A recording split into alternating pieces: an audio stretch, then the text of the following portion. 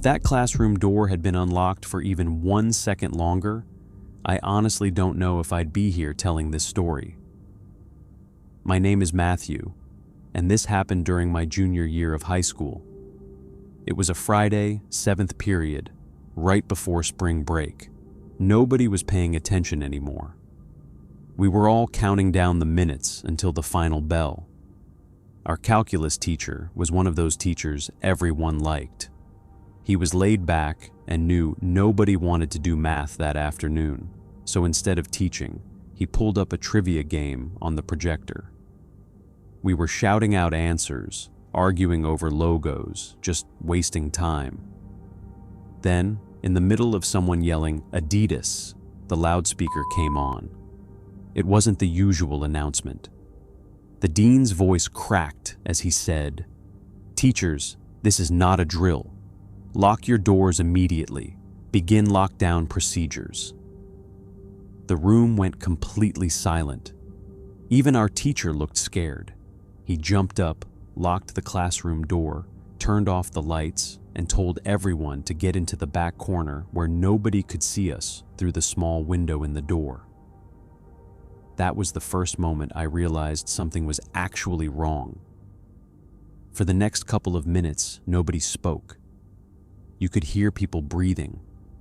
Someone's phone vibrated, and everyone turned toward it like it was going to get us caught. Then something changed. The humming sound from the hallway vents suddenly stopped. The building had gone quiet. It wasn't complete silence, but the normal background noise you never notice at school had disappeared. Looking back, I think the power to part of the building had been shut off. That somehow made everything feel even more serious. Then we heard screaming. At first it was faint, somewhere down the hallway. A man's voice. He wasn't yelling words at first, just screaming, over and over. The sound echoed through the lockers until it became impossible to tell exactly where he was. The screams kept getting closer. A couple of girls next to me started crying. Nobody laughed or told them to stop because every single person in that room was terrified. Then we heard metal crashing. Whoever it was had started slamming into the lockers outside. Between the crashes, we could finally make out what he was yelling. "I'll kill all of you." Hearing those words inside your own school hits differently. I remember gripping the floor so hard my fingers hurt. Then the footsteps stopped, right outside our classroom. The next sound was someone pounding on our door so hard the entire frame shook. One girl screamed without even meaning to, and everyone instantly looked at her. Our teacher whispered, "Don't move." Nobody did. The pounding kept going. Every hit sounded harder than the last, like whoever was outside was trying to break the door off its hinges. I was convinced we were seconds away from watching that handle turn. Then, it stopped. We heard footsteps running farther down the hallway, followed by more screaming until the sound slowly disappeared. Nobody moved.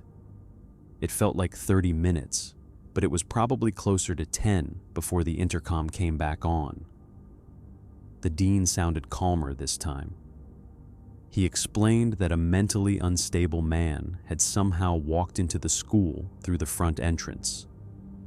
Before anyone realized what was happening, he'd attacked the receptionist, who managed to escape and call for help. Staff didn't know whether the man had a weapon, so they locked the entire school down while they searched every hallway and classroom. Eventually, they couldn't find him. Classes technically resumed, but every classroom door stayed locked, and nobody was allowed into the hallways. I figured that was the end of it. It wasn't. That night, according to one of the janitors, they found the same man asleep inside a storage closet near the back of the school. Before police could get there, he disappeared. The rumor that spread afterward was that there had been a large revolver sticking out of his jacket pocket while he was sleeping. I have no idea if that part was actually true. What I do know is that someone was outside our classroom door that day, screaming for us to open it. And almost 10 years later, anytime I hear a sudden knock on a closed door, I still think about that lockdown.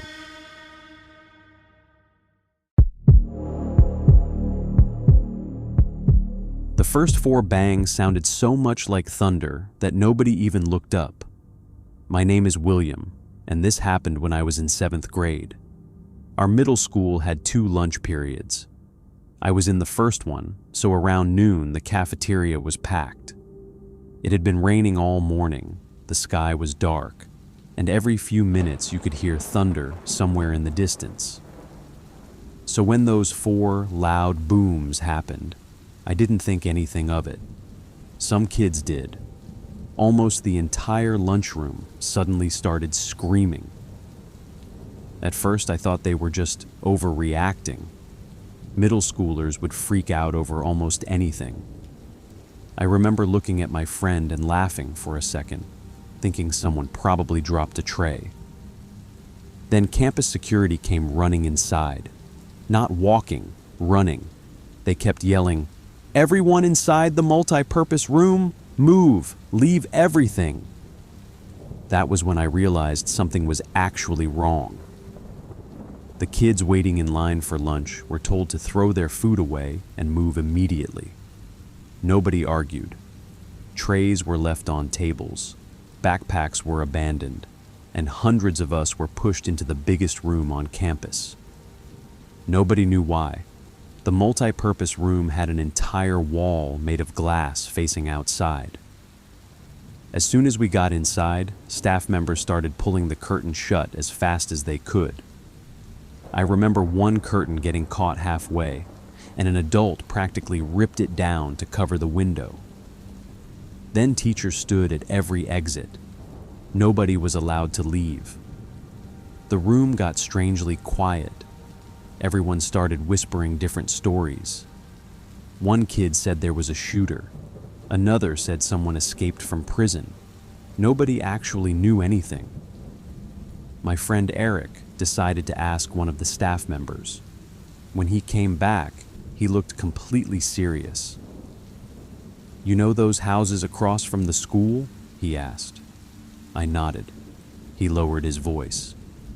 "Some guy barricaded himself inside one of them. Police think he has weapons." Nobody believed him at first. It sounded like another middle school rumor. But then we noticed something.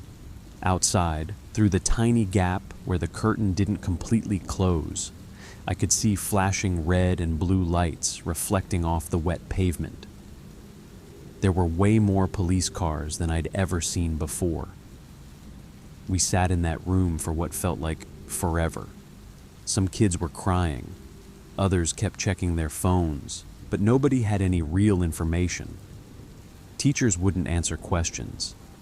They just kept telling everyone to stay calm. I remember thinking how weird it was that even the adults looked nervous. After about an hour, the principal finally spoke to us. Very little information was given. We were told there was an active police situation near the school and that nobody was in immediate danger, but classes would continue once officers secured the area. Instead of letting everyone leave at once, they escorted each class back to their rooms, one at a time. Seeing armed police outside as we walked across campus made everything suddenly feel real. A few days later, the full story started spreading around school.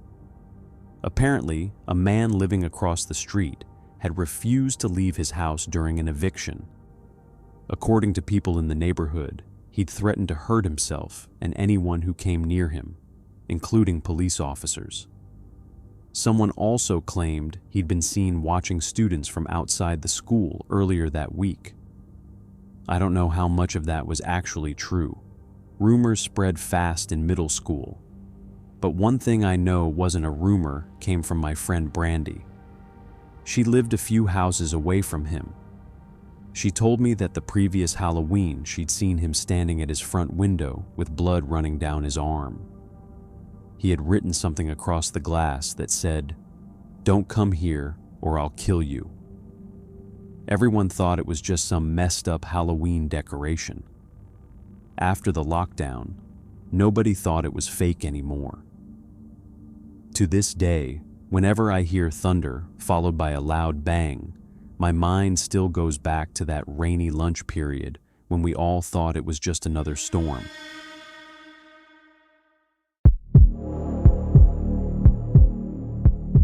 The man hiding in the dark with me asked where the nearest exit was.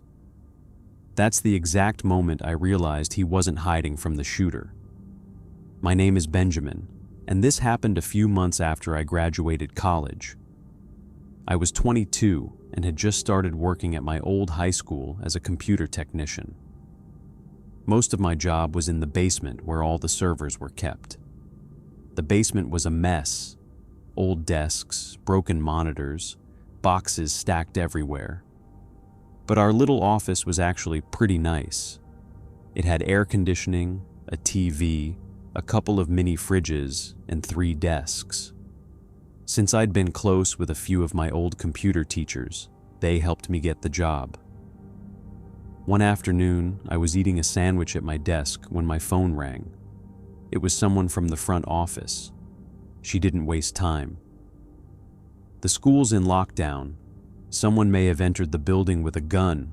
Stay where you are." Then she hung up. I looked around the office and realized something that had never bothered me before. Our office didn't even have a door. It was just a wide opening into the basement. Even worse, the basement entrance upstairs had an old lock that barely worked. I shut off every light I could, turned off my monitor, and sat there in complete darkness. My co-workers, Dave and Gary, had both gone upstairs earlier. I texted them. No reply. For the next 20 minutes, nothing happened. I couldn't hear what was going on above me. No announcements, no footsteps, just the hum of the servers. Honestly, that silence was almost worse than hearing something. Then the basement door creaked open. It echoed through the entire basement. At first, I actually felt relieved. I remember thinking, that's probably Dave. A few seconds later, someone started running down the stairs. Fast. The footsteps came straight toward the office. Without thinking, I slid under my desk. Whoever it was walked into the room but never turned on the lights. Everything went quiet again. I could hear someone breathing, not far away. I don't know how long we stayed like that. Maybe 30 seconds, maybe 2 minutes. It felt much longer. Then my phone betrayed me. A loud notification echoed through the room. I swear my heart stopped. The footsteps immediately started moving toward my desk. I honestly thought that was it. Instead of waiting, I crawled out with my hands up and blurted out something like, "Please don't shoot." The person grabbed my arm. It was a man I'd never seen before. Red plaid shirt, dark baseball cap, jeans. He looked almost as scared as I was. "It's okay," he whispered.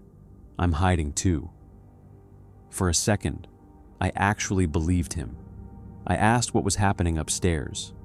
He ignored the question. Instead, he looked around the basement and quietly asked, "Is there another way out of here?" I pointed toward the basement exit without really thinking. Then I asked him who he was. He paused for a couple of seconds before saying he had come to pick up his son and got caught in the lockdown. Something about the way he answered felt rehearsed. Right then, my phone buzzed again. This time, it was a text from Dave. "Ryan, don't come upstairs. Mr. Buckley's been shot. They're looking for a guy wearing a red shirt and a hat." I read it twice. Then I slowly looked up. Red shirt, hat. The man was staring directly at me. Neither of us said anything. I don't know if he realized I'd figured it out, but the look on his face changed. I turned and ran. The second I reached the hallway, a gunshot exploded behind me. Something metal rang out as the bullet hit it. I never looked back. I just kept running toward the basement exit, where several police officers were already waiting. The man came through that same exit less than a minute later. They tackled him before he made it outside. Thankfully, Mr. Buckley survived. Nobody ever explained exactly why the suspect targeted him. There were plenty of rumors, but nothing anyone could prove. The only thing I know for certain is that I spent several minutes hiding in the dark with the person everyone else in the building was trying to find. And every time my phone goes off in a quiet room now, I still flinch.